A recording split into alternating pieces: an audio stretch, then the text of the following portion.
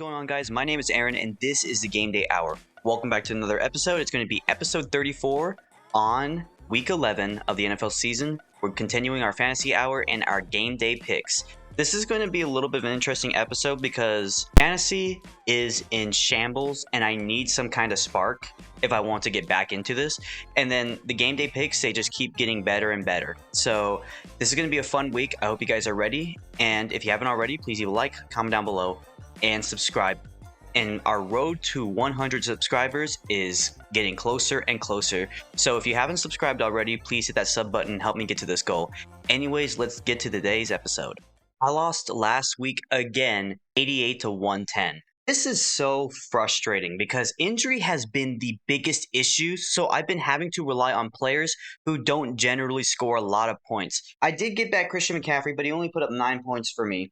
But I'm having to use Jordan Addison, who put up 2, Brian Thomas Jr., who put up 1. Stroud he's starting to become a little bit overrated this year, which is unfortunate. Jonathan Taylor was really the player that stepped up for me. And it has to get better. I need to get healthier. There's just some key pieces that are missing. And then his team didn't even do that much better, but he had some pieces that worked out for him. So I need help big time. It's going to be really hard to get healthy. I don't know what to do overall. So here's the lineup I'm going to have going into this week. I'm going to continue starting CJ Stroud because he is playing the Dallas Cowboys, whose defense is atrocious, so he ought to blow up. If he doesn't, that's going to be embarrassing.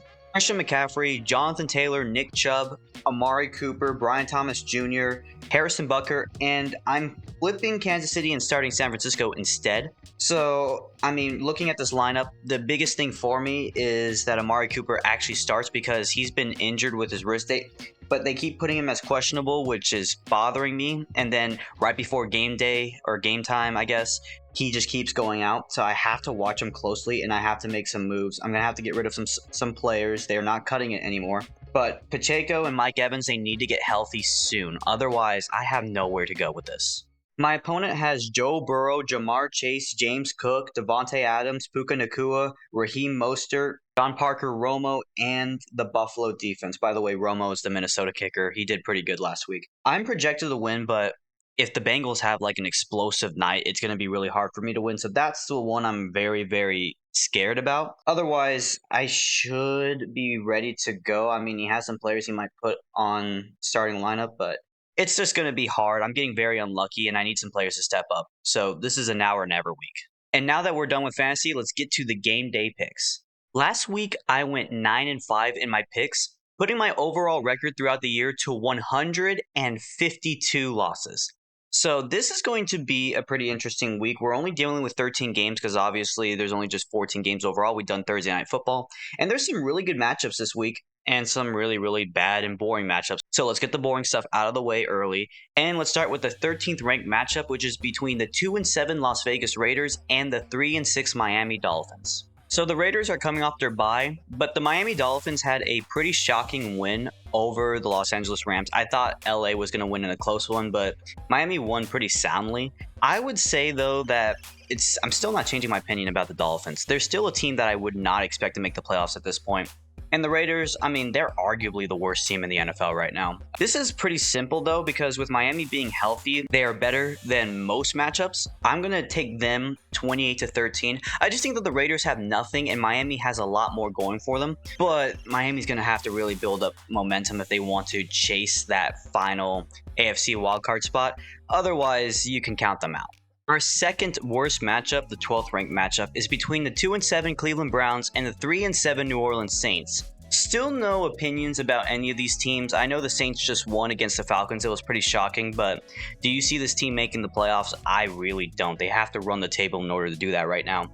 And then the Browns, there's nothing going for them either. I know they just came off bye. New Orleans had just won. See, in this situation, I want to be clever enough to pick Cleveland because of the fact they beat Baltimore. And even though they lost to LA prior to their bye week, I just feel like they're a so much better team with Jameis Winston than with Deshaun Watson. But I have to go with New Orleans in this one, 23-20. I just think that New Orleans has a slightly better team on both sides of the ball. It's just hard to gauge Cleveland at this point. Do they continue to try to play better under Jameis Winston? Do they try to tank? I have no idea. I mean, you can say that same argument for New Orleans, but overall, I think that the Saints just has a little bit more talent and a better receiving core. So I'm going to take New Orleans in this one. Our 11th ranked matchup is between the 4-5 Los Angeles Rams and the 3-7 New England Patriots. Simple enough, the Patriots do not have enough firepower to compete with the Rams. But the Bears, man, they sucked against New England. New England's win against Chicago was very surprising. It just kind of shows that the Bears are trending downwards right now. As for the Rams, I know they lost to Miami, but it was still a tough Miami team that is now fully healthy. And for the Rams, they still got their two biggest weapons for them, and it's significantly more than what New England can handle. I'm going to take the Rams to win 34-14. I just think that offensively, LA should do really good in this game. And New England, I mean, they're just kind of there. They suck, and they're not really a team that I care about. I know they just came off a win, but it was against a declining Chicago team, so it doesn't move anyone. Okay, now we're in the top 10, and at number 10, we have the 4-6 Indianapolis Colts and the 3-7 New York Jets. This one is weird because the Jets just came off their loss again to the Arizona Cardinals, where they didn't even put up a single touchdown. This team is overrated. But the Colts, they don't have a set-in-stone quarterback solution, and the only thing they have on offense really is Jonathan Taylor. The defense has not been stepping up like it should. The Colts just got off their loss to the Bills, so these two teams need a win desperately. The Jets, I don't know what's going on with them. This is really just me picking against the New York Jets, and I'm going to take the Indianapolis Colts to win 27-19.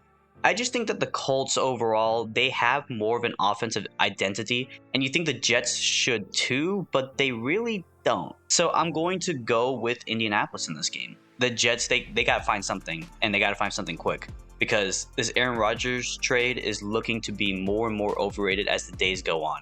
The 9th ranked matchup is between the 7-2 Minnesota Vikings and the 2-7 Tennessee Titans. This is just more of a mid-off. Even though the Vikings are 7-2, they do not strike me as a Super Bowl threat at all, and their win against Jacksonville was so bad that I really don't know how to gauge them as a team anymore. They're still top 10 to me, but I don't know.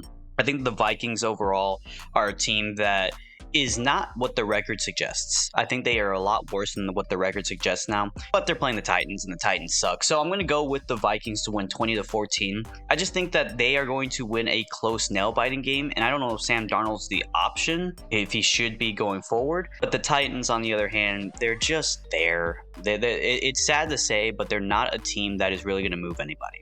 The 8th ranked matchup is between the 6-4 Houston Texans and the 3-6 Dallas Cowboys. The Cowboys, of course, they're without Dak Prescott for the rest of the year, and our first taste of no Dak Prescott was a 6-34 getting blown out by the Philadelphia Eagles. So this Cowboy team really has nothing, and they should just be tanking, and I think that's where they're going to be heading. As for Houston, you blew a lead against a Lions team, which if you won, I would have given you the best team because the Lions are super hot right now. But I don't think that this team is at its full potential. Stroud has not taken a big step forward, and I believe that Nico needs to get back as soon as possible. I don't know what's taking him so long.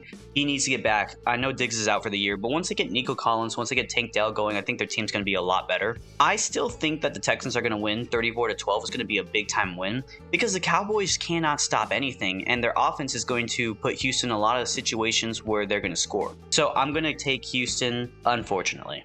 The 7th ranked matchup is between the 2-8 Jacksonville Jaguars and the 8-1 Detroit Lions. So the Lions just had their big comeback against Houston, and they still sit on my list as the best team in the NFL, even over the Chiefs, who are undefeated. Because I think if the two teams met, I would want to take the Lions in this case. Jacksonville, now I don't know if they're starting Mac Jones or Trevor Lawrence, but either way, I don't care. It's against the Lions, and the Lions are in a mood like no other. They want to win. They want to destroy. This is simple, and you'd think that this should be a lower ranked matchup because this is easily predictable. Give me the Lions to win 52-6. Yeah, 52-6. Because the Jaguars are probably going to be without Trevor again. Unless, he comes back. Even if he does come back, the Lions are going to give him trouble, and the Lions are going to score a lot. So give me Detroit. The 6th ranked matchup is a divisional rivalry between the 6-3 Green Bay Packers and the 4-5 Chicago Bears. The Bears are going this direction, and there's nothing that's going to stop them from going in this direction because their offense cannot start anything, and you can't just hold it to the defense forever. I believe that the Bears are on the decline, and they've hit their ceiling. The Packers, on the other hand, I guess they can. This team should be in a bigger competition with Detroit. I don't think they're going to overtake Detroit at any point in this season, but Green Bay is far more significantly better than the Chicago Bears, and I have them as a top 10 team. I'm going to take the Packers to win 33-16. The Bears at this point, they don't have anything going. Green Bay should easily take control of this game, even if it's at Soldier Field, which they did last year under Jordan Love, so I have no doubt they'll do it again. Now we're in the top 5, and the 5th ranked matchup is between the 4-6 Cincinnati Bengals and the 6-3 Los Angeles Chargers. This one is a little bit harder to gauge because even though LA has the better record, do they have the better team? And I really don't think so, because their offense is so dependent on the run. Justin Herbert has went from being considered a top 5 quarterback in this league to nobody cares because they run the ball every single time. It's just a defensive team now. And that's unfortunate for him.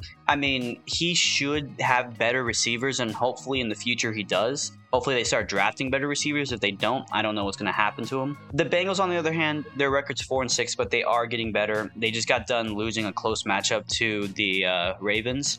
And if you ask me, I think that they are significantly better than Los Angeles despite the record. I'm going to take the Bengals to win 34-19. I just think that their offense is going to cause a lot of trouble for LA. And this whole run attack that LA has is it's kind of boring, and they should be using Herbert a lot more, but he doesn't have any weapons, so that sucks for him. But yeah, give me the Bengals. 4th ranked matchup is between the 6-4 Atlanta Falcons and the 5-5 Denver Broncos. I like this matchup a lot, and I know Denver just got done getting absolutely heartbroken against Kansas City after a blocked field goal. Meanwhile, I don't know what happened to Atlanta. They just slept for a week. They should be the better team in the NFC South, but I don't know why you sleep there. And they're just slightly outside of my top 10 teams. They're like 11 or 12. Denver, I feel like they played very, very well against Kansas City, and they looked really good for the most part. The Chiefs got really, really lucky, and I think a lot of teams know that. Overall, I like how closely matched up these teams are, but I am going to slightly take, and this might be an upset, give me Denver to win 26-24. Home field advantage. I think they have a really good defense that can stop Kirk Cousins and that offense. I don't know. This one is kind of a toss-up for me because Atlanta, most people would pick them in this situation, but I just can't get over the loss to New Orleans. I don't know why that just happened, but I didn't like it. I'm going to take the Broncos to win, and I feel like they're going to be a little more awake and ready to go. They're probably really upset about how that Kansas City game ended, so they're probably going to want to get back into it. And they can't be slowing down now. They're right there in the race. They have to try. So I'd say they can get this win against Atlanta, and they will. Next up, at the 3rd best matchup, is between the 4-5 Seattle Seahawks and the 5-4 San Francisco 49ers. Outside of Brandon Ayuk, San Francisco is basically fully healthy to go. Christian McCaffrey's back, and despite the fact that he didn't put a lot of fancy points up for me, he did do very, very well, and that offense was clicking a lot better. It's just their field goal kicker was just so bad, but he did redeem himself at the end. We'll see how that looks. Seattle has just went from being 3-0 to 4-5, so they're 1-5 in their last matchups. This is not going to be a good game for them. It will be close. Give me the 49ers to win 31-23. They already have that win over Seattle, and Seattle just doesn't look good at all. So I'm going to take the Niners in this one. The 2nd best matchup is one of my favorite rivalries of the 21st century. It's the 7-3 Baltimore Ravens and the 7-2 Pittsburgh Steelers. This one is really, really interesting to watch. Baltimore has arguably the better offense. Pittsburgh definitely has the better defense right now. I really, really like what I see from both teams. Russell Wilson has made the Pittsburgh Steelers a far better team. And Baltimore, on the other hand, they just got done in a shootout with Cincinnati, and Lamar Jackson again was amazing. He right now is the MVP frontrunner, but you're in Pittsburgh. This is a really tough matchup. I think Derrick Henry is going to struggle in this one because Pittsburgh's defense is just really fast. They're really good to go. I believe Russell Wilson is also going to make the big plays needed. Give me Pittsburgh to win 31-24. It feels a little bit like an upset, but this one can swing either way. I like what the Steelers have in store, and I think George Pickens is going to have a big game. I'll take Pittsburgh, but it's is going to be a nail biter, and anybody who's a fan of either one of these teams are not going to be happy throughout the entire game because it's going to be very stressful. And then the number one matchup is a no-brainer. I mean, if I didn't put this at number one, a lot of people would probably be like, what do you mean? It's going to be the undefeated Chiefs and the 8-2 Buffalo Bills. So to me, this matchup just really comes down to one thing. The Chiefs are undefeated. They have, in 7 of their 9 matchups this year, they have been very, very mediocre, only winning by 1 score. Now, I don't know how they are winning by 1 score against teams they ought to be blowing out, but it's kind of interesting. Buffalo, on the other hand, the problem is Amari Cooper. Is Amari Cooper going to play? I have no idea. Both of these teams are really good. I mean, I have Kansas City as the 2nd best team in the NFL, and Buffalo as the 3rd best team in the NFL. In this matchup, it's in Buffalo. It's probably going to be a tough game for Kansas City overall. Their defense is still going to, actually no. I don't even think their defense is going to play great in this game.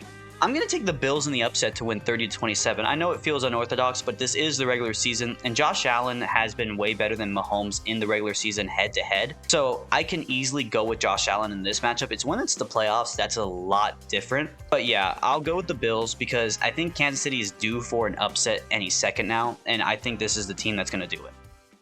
That'll do it for today's episode. I hope you guys enjoyed today's episode, and if you do, please leave a like, comment down below, and subscribe. Here's an interesting thing. Let me know how your picks have been. Have you been picking games really, really well, or have you not been picking games, and how have your fantasy teams gone?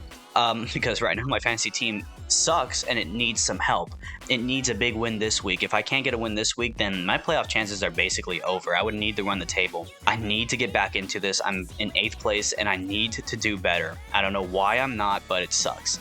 So hopefully that happens. Again, if you haven't already, please subscribe and help me get to 100 subscribers. It would be something really cool, especially going into next season. That'll be very fun. Anyways, that'll do it for me. Hope you guys have a great day. Take care, and I'll see you all in the next one. Peace out.